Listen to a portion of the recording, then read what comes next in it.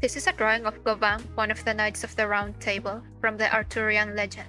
I made this drawing with pencil on watercolor paper, and I am using gouache for the coloring.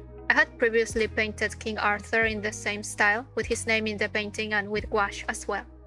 So I am continuing this set where I just paint my favorite knights from the Round Table. These are based on a book I read. It's already been a long time ago.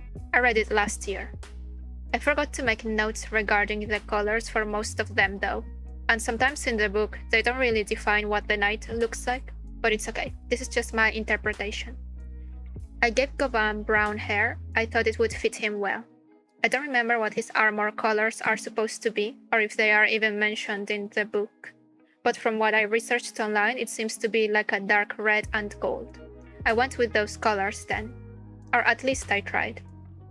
This is gouache, and I used a lot of water on it at first to make a watercolor effect, only to lay the first colors. And after I decided to build up the color to make it more opaque. I added a pattern on his clothes. I felt it would make him stand out more, also because in those days, from what I read, usually people of high social status, people with money, would wear patterns and silk in their clothes.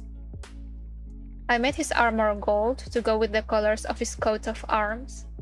From what I saw online, his coat of arms is gold with dark red or reddish purple. It's also why I tried making the red in his clothes more on the purple side. I made a mistake in the motifs in that when I started painting, I thought I could paint around the motif, but it wasn't looking too well, so I decided to paint on top with the base red color and then add the motif back using a more opaque yellow.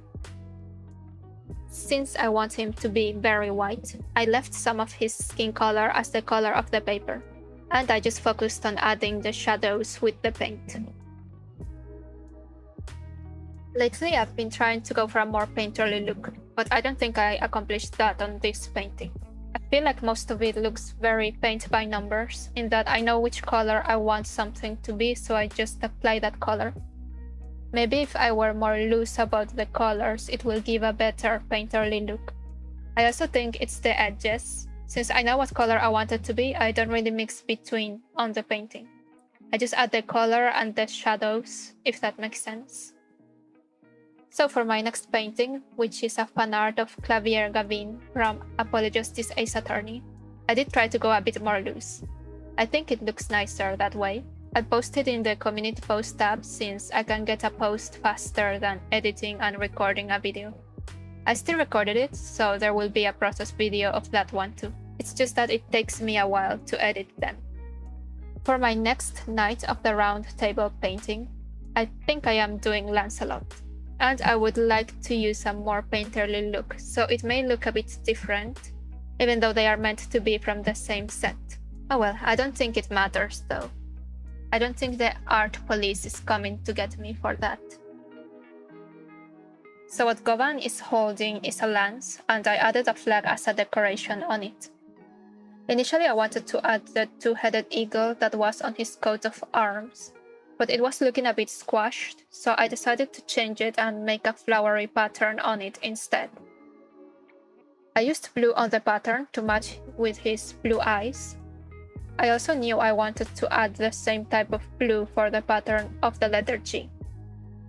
It's supposed to look like one of those illuminated letters. The pattern on his lance is something I came up with also to match the blue on the piece.